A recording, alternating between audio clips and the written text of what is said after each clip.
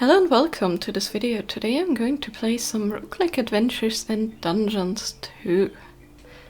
I know it has been a little while, but that wasn't because I wasn't recording anything or editing anything. It was mainly just because it took so long, because I always recorded 100 days, that I decided, to just in the end scrap every footage that I had, which was over like 70 hours of different Minecraft playthings, and just start all over. And with these playthroughs I'm going to, or playthroughs, like plays, I'm gonna go like more like 10 days journeys or like little adventure journeys, things like that, and those should be way more manageable for me to edit. And for this adventure I woke up on a strange small island littered with very pink sand, and in the distance I could see the beginnings of a larger island. I had several items in my inventory, but I really didn't know why I had them or why I was here. A little sword adorned with thorns, looking like it was from a cactus, was in my pocket, as well as a strange pendant that at first I didn't really look much at. I didn't want to lose it, but as soon as I reached land, I finally managed to look at it, and I just really didn't know what it was. It seemed really strangely familiar, but all I could gather from it was my name. So I decided to swim the last part over to the mainland, because I wasn't so sure if the waters here were safe. These lands were so unfamiliar to me. Nothing I saw here seemed to be like where I came from. I didn't know how dangerous everything could be or what awaited me on the other side of this tiny little patch of ocean that I crossed. And when I reached the shores, I landed in a savanna. The savanna was adorned with many different biomes on each side. A swamp, some badlands, and some desert. And a lot of animals seem to have collected in this more greenish area of this coastline.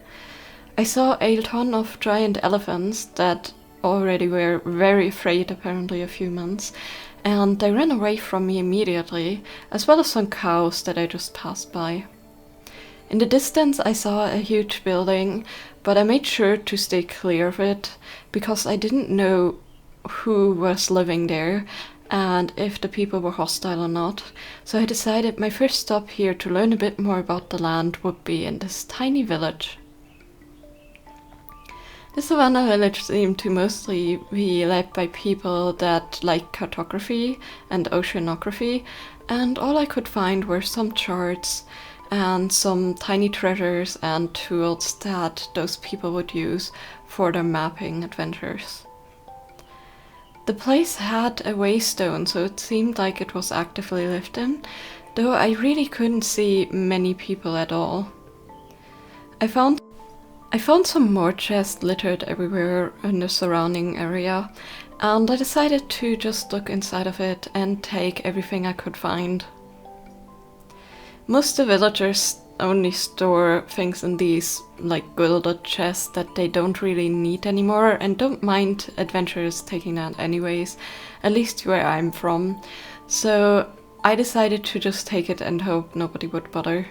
And when I went up the hill, I actually found some villagers, and they both said that it was totally fine to take the stuff that was in these special chests, since the important stuff for them was always stored in the specific storage rooms in their houses.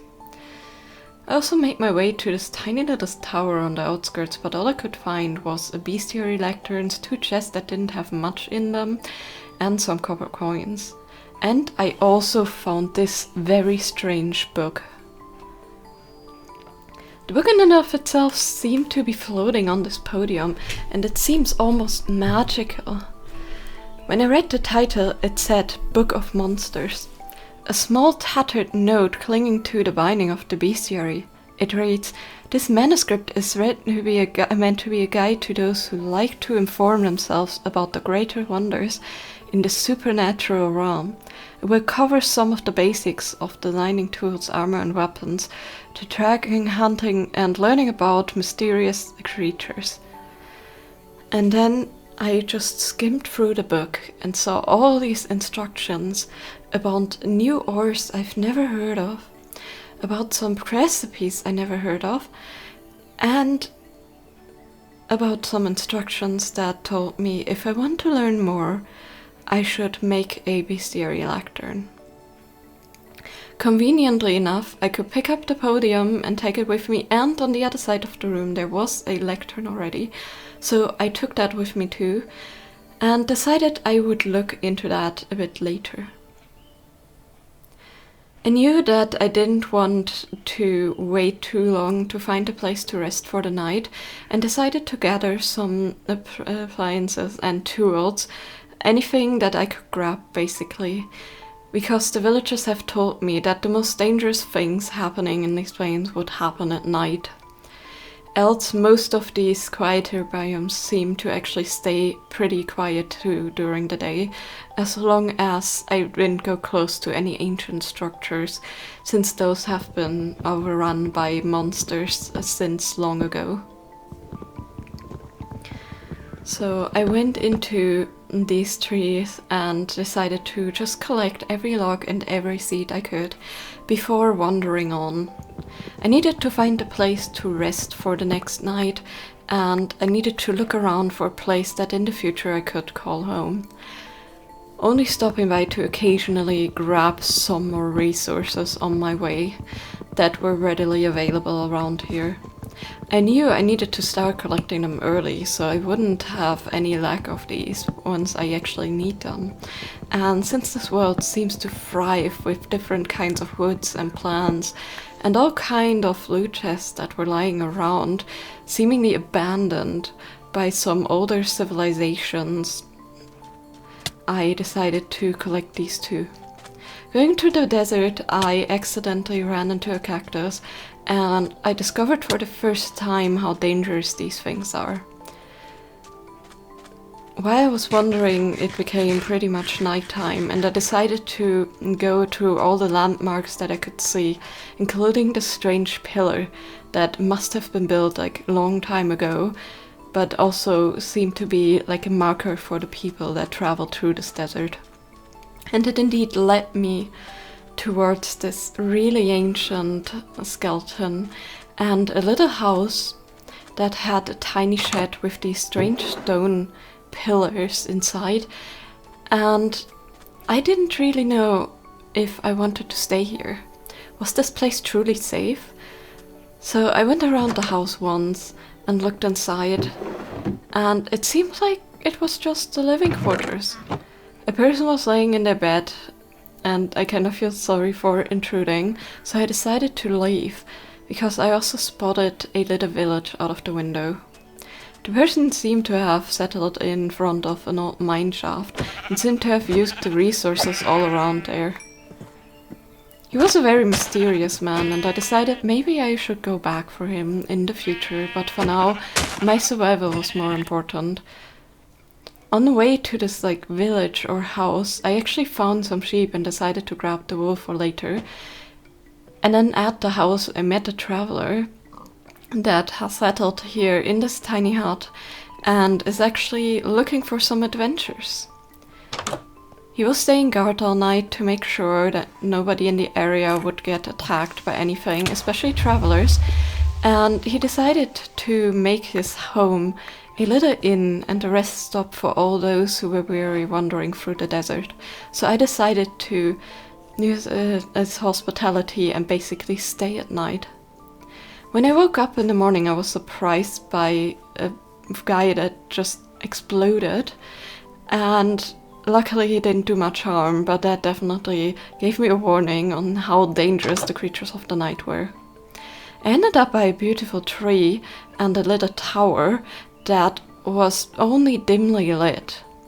When I went up to explore, the halls seemed to be empty, and the staircase just led up to a tiny room on top with a lot of bookshelves and a little chest. from my other adventures before, even though this place was so foreign to me, I knew that these towers were mostly belonging to wizards in ancient times. And I knew those wizards liked to trap their old belongings to make sure that nobody that wasn't supposed to grab these. So I made sure to check if there was any trap set, and lo and behold there was. Underneath the bookshelf, where the chest laid on, was a lot of explosives that, if I hadn't found it at the right time and opened the chest, would have surely obliterated me. I decided to take all the books I could for future endeavors and for reading as much about the world as I could. And then I set out to a tiny settlement on the outskirts that was a bit closer to the desert. It looked almost like there were just craftsmen living there, but there also was a little trading area, and the people there told me the story of these lands. Apparently the desert didn't quite reach here 100 years ago, and there was actually a larger settlement where a wizard had set up his tower, and there was a tiny flourishing place here with some of the buildings where the other guys were arrested in were being the remnants. And these guys here decided to stay as the last remaining people. They just couldn't abandon their home when the desert decided to claim his lands back. The wind slowly blowing the sands ever so closer to this place, driving away all the travelers that were settled here before, and only leaving this small settlement of villagers behind that decided to still try and live in this place in the hopes that the sands will stay away a bit longer. From the tower, I actually spotted a place that looked really beautiful, and I decided to scout it out and make sure that maybe it's safe enough to place a home there. I lent a bed from the settlement and went over to the place, and I instantly fell in love with it. It was beautiful, lush greenery, some tiny ponds with some fish in them, and surrounded by some trees that will give me ample resources for building a home and for future endeavors. I set up a little station around my bed here in the open because I knew that it would take some time for me to actually start building my house, and this would be perfect because I found out that the monsters, if you sleep early at night, would not approach you, even if you slept out in the open. So I decided to trust the people and worked into the night gathering these pine logs. It was a very tedious task. These pine trees grew high up into the sky, and it was very dangerous to climb that high up. But with my tools, I slowly approached them, and sadly my tools broke, so in the end, high up in the tree, I had to go and collect all these branches manually, but I managed. I grabbed a ton of logs and some saplings and made my way back towards the bed that I had set up. This was a very productive day, and I decided the next few days is purely going to be focused to make at least the base wall of my house before gathering more materials that I knew I would need to actually make a livable place. These tree logs would help, of course, create the space and the outside frame, but if I wanted to have windows and a proper place to stay for a long time, which I had the feeling I needed to, I needed some more different supplies. I needed glass, I needed some other decorations for the outside, some stone for the frames, and some more other things. And I needed some space to build, so the first thing I did was some landscaping. I've patched up some of the holes around my base to make sure that I wouldn't fall into them and get trapped. And I also shoveled away a little bit more space before starting to build the house. Beginning by the door frame and then mapping out where I wanted to have the windows, continuing on. I knew that this was just the beginning of my build, but I wanted this house to still be decently permanent, only extending it towards the back when needed, which I knew that with all the things I've seen so far in my future adventures, I would definitely have to. The back wall for that stayed windowless, and the sides only had 2 windows each that were fairly large and should let in a decent bit of light throughout the day, hopefully. Torches and other things that would light up my home would of course be needed in the future, but for now I hoped that I could manage without them, sleeping whenever it turned nighttime before the evil creatures would show up. And this evening, before I settled in my bed, I also placed down some chests and managed my inventory just a tiny bit, just placing it into a safer space where I could access it freely and made sure that it was right there when I needed it. When I woke up the next morning, I was determined to actually find more of these scarce resources that I needed to build my final version of my house. I didn't want to build a temporary home that I needed to pretty up later. I wanted to actually gather all the supplies for the first part of my home and completely finish it to how I envisioned it. For that, I knew I needed some stonework, especially to reinforce the windows and things like that. And the tower had some already finished stones as decoration on the outside, and since it was abandoned, I decided this was perfect. I only took as much as I needed and I left the entire rest of the base of the tower completely intact, as to make sure that if anybody needs to return to this place, it would still be standing and still be secure enough. And with the resources, I could finally at least finish the window frames as much as I wanted to. And then it was time to visit my neighbors. I heard some faint music in the background when I was working at the tower, and when I went there, I met these creatures. Almost humanoid, but definitely way different, with horns and strange animal-like legs. They told me they were a race called satyrs, or satyrs. Very friendly, and they also invited me to dance with them. They said they're spread out all over the country, mostly wandering folks, sharing their love for music and dance with the people around them. Although my dancing was a little bit clumsy, I joined into their tune for a while, taking a needed break from my workday. And then I went into the little chasm that was right next to where they were working and decided to grab some of the marble and stone there that I definitely needed for my home. When suddenly I was attacked by a skeleton creature approaching me from the night. He was wearing a strange hat, almost as if celebrating some kind of party. But he ambushed me and attacked me even more when I tried to claim this place back, and suddenly, with the last strike, when I got him, everything faded to black. I heard a faint voice, a whisper I couldn't make out. When I woke up, I was in my home, in my bed. Was this all just a dream? But that can't be. I clearly felt the sharp pain of dying there. But I actually had a key in my inventory, and when I held it, some strange, almost angel-like beings seemed to float in rainbow colors, leading me towards my last rest. When I got to the place where I was slain, there was a gravestone there, and once I unlocked it with the key, my inventory came magically back to me.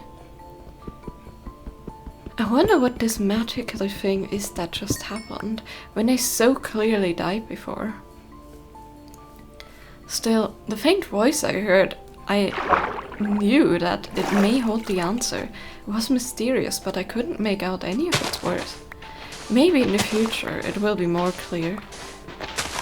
But for now, I actually decided to still try and avoid dying as much as I could, and just gather some more supplies to secure my home, to make this also safe from all these evil creatures that I now came even closer in contact with than I ever wanted.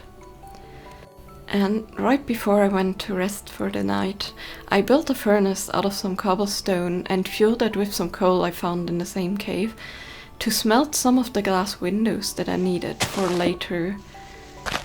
And then, early in the morning, I started working on the tiling. The floor actually was finished fairly quickly, but it definitely made this place already feel more complete. The damp floor from the grass made this house still feel a little bit more unfinished, but with the tile floor, it finally started to feel like a place that I could call home in the future. Maybe even forever? After I placed in the glass frames, I noticed that I still need a lot of resources for making a roof and for the windows, and of course for some decorations and more tools. I needed appliances, the crafting station, things like that, and I needed food resources for later. For now I've been living off of the bread and other things I found in the villages, and it has definitely helped me out and will help me for a couple more days, but I needed to think about the future here. So I went into the other direction of the desert, far away from the camp I visited earlier, and I stopped by another satyr camp. These guys weren't dancing, they were just resting, but they also welcomed me friendly and greeted me. I also took some forgotten treasures from a little old shrine that I found on the way, and I made my way over. So over some dunes there was a large pyramid, and when I approached some other buildings I was suddenly attacked. The chilling feeling and the pain that I felt earlier, a couple of days ago, already approaching me again, and I knew something happened. I died once more. This time, the faint voice, the whisper, became a little bit clearer, but I still couldn't make out words. And I came to my senses way quicker. Knowing what had happened and knowing the feeling, I knew how to snap out of it and out of this delirium a bit quicker, and I made my way back closer towards the spot where that strange sand creature attacked me. I decided to look into an ancient grave, seeing if I can maybe find some resources that will help me fight it, but when I approached my dead spot, I saw that apparently only the remains of that sand creature stayed. I don't know what happened. Maybe it was attacked by something else. Maybe it got hit by the cacti. Either way, I made sure to grab my grave and all my things, and then headed to this tiny house. This was another one of these adventurer huts. This guy seemed to have collected some ancient artifacts from the graves around, but he also had a chest for adventurers that was free to take and an extra bed for anybody that wanted to rest. And so I rested here and waited for the morning to come before I continued on my adventures. This time I made it to the edge of the Badlands. A strange mountainous formation that had a lot of different colored stones and terracotta. I found a little abandoned mineshaft, but I was too afraid and decided to stay clear of it for now. My gear just wasn't made for these kind of explorations yet, and I decided that just the tool run was already more than dangerous enough. I stopped by another adventurer, one of those guys that decided to protect the travelers around him, and maybe would also go on an adventure with me in the future if I offered him a little place in my troop once I'm more equipped. But for now, it was time to march on. I encountered some more of these strange old shrines, picking up some more valuable things for me that clearly were abandoned long past. All of these creatures I encountered in my visits, the most stunning of them were all the wild animals roaming around. I saw some kangaroos, some roadrunners, and some other creatures, and they all were super adorable, and it made me really happy to have witnessed them out about in nature in their true only territory. I did pass by another camp, and these creatures, although they're very different to the satyrs, were also really friendly, and they offered me some tools and other things they had stored here. They also were wanderers that set up camp randomly throughout nature, but they just earned for wisdom and not for music, unlike the satyrs. On my way back, I encountered a structure I briefly saw when I made my way over here, and it seemed to be ending in a strange mineshaft with some people protecting it. I quickly wanted to look if it was worth it to grab some of the things that were in the loot chest there, but after I looked into one and was hit by an arrow, I decided it wasn't worth it at all, at least not right now, and definitely not with the equipment I have. So I made my way further back to the house where I rested in the beginning, close to the dead point I had. I asked the villager or the inhabitant of this house if there was anything more to discover here, and he led me further into a different direction, closer to the pyramid. I wanted to make my way back home, but I decided that it was worth just looking a bit around, and indeed it was. I found a tree that I really liked, which was olive wood tree. So I picked up the wood and the leaves, make sure to grab some saplings for later. And even though it was deep in the night, this time it felt very quiet and peaceful while I was chopping down the leaves. On my way back home from the strange site, I found a huge castle with a menacing face on it and a tiny abandoned tower on the side of the mountain. Both of those things I decided to not approach for now, especially since the castle seemed to be bustling with some of these vile people that shot me earlier that were surrounding the mineshaft. So in the distance I made my way to the village that the other guy pointed out towards me, and I decided to rest here. It was a nice little village, and the people offered me a lot of food and a place to rest. And in the morning I decided to help them out with a little critter problem. Some of the desert spiders that were very aggressive attacked the villagers here, and I decided to help them clear out their place. Sadly, it didn't end that well, but this time, for some reason, it didn't even feel like anything happened. I just woke up in the bed, grabbed my things, and continued slaying the spider as if nothing happened. And in the end, I actually managed. And the creature dropped some strange tokens. It honestly felt in the beginning like I couldn't even slay it, but finally, right before I died a second time to it, I found that it was already down to its last breath. I got some string and this coin that I decided to pocket, and then I decided it was time to make my way back home. I passed the pyramid and some other things again, this time approaching from a different side than where I first set off of. And I finally, in the distance, spotted the old magic tower close to home. I didn't really find the resources I needed, so I decided maybe I should look into the caves underneath my place, with the easiest access being this little ravine thing that was close to the satyr camp. I made sure to grab some coal and craft some torches to light up the area, so I wouldn't be surprised by any monsters attacking me, and made my way down into the caves. These caves weren't quite as dangerous as I thought they would be, but they definitely harbored some evil creatures. I managed to find some gemstones though on my way down that I definitely decided to keep for later. I wanted to stay clear of any other gems that currently I wasn't able to use, and decided to keep waiting for harvesting them in case I got some better tools that would give me a bit more dropping. And while I was down there lighting up the caves, a strange cow creature human approached me and attacked me. I lured it outside and carefully slain it, and it dropped a horn.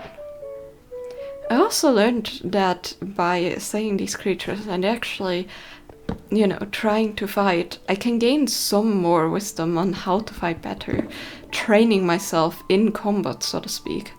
And although it was dangerous, that was probably the best way I could think of in this world to learn a bit more to manage with these weapons and tools, and to be able to maybe later use better ones that I could get better results with. Lighting up the caves actually didn't yield any results, and I didn't find any more materials that I wanted to use for my build, so I decided to just rest for tonight and then set out on an adventure that morning. But when I woke up the following morning, something strange has happened. It felt like many days have passed. When I set out, it was already a week since I landed on this strange place in this world with only my name, or seemingly my name, on a pendant and some small equipment, and I already started building a house and things like that. But something was still strange. It seems like I had a gap of memories of the past 3 days. I faintly remember like it was a dream. I went out to adventure in the desert, following some clues that the guys who lived in the little settlement close to my home gave me about some villages that were a bit further. So I went along the road they gave me, through some deserts, alongside some more badlands and some other strange forests, and I actually came across a graveyard. I approached a bit too close, even though I didn't set foot past the gate, and a ghost approached me, his cold fingers grasping my shoulders and pulling me towards the other side. I woke up in my bed at home. Luckily, it wasn't too far away from where the graveyard was, and I managed to sneak back and grab my things before continuing an adventure, making sure that in the future I steer away, way further from these kind of graveyards to make sure I'm gonna be safe, and maybe to only come back with some better equipment. I ended up finding multiple villages and some woods that gave me some of the things I needed for the future building of the house. And then, when I finally made my way back, it was already day 10. And I decided to take a day of rest here. But again, when I woke up in my bed, it felt like all of that was just a strange dream, an adventure that only happened in my mind. But when I looked into my inventory, I saw that I actually picked up all the saplings and resources that I dreamt about. Could this just have been a loss of memory, a lack of something that happened because I died so many times? Maybe I shall find out in the future.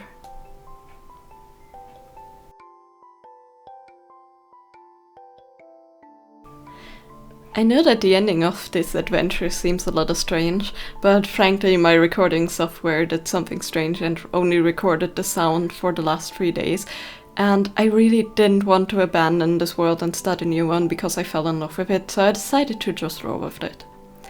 Anyways, let me know if you actually enjoy this kind of storytelling thing that I'm trying here. I'm not that good in storytelling, but I decided to try because this world just felt like it had to tell so many stories that I felt like this was the perfect setting to try just not doing a normal Minecraft video.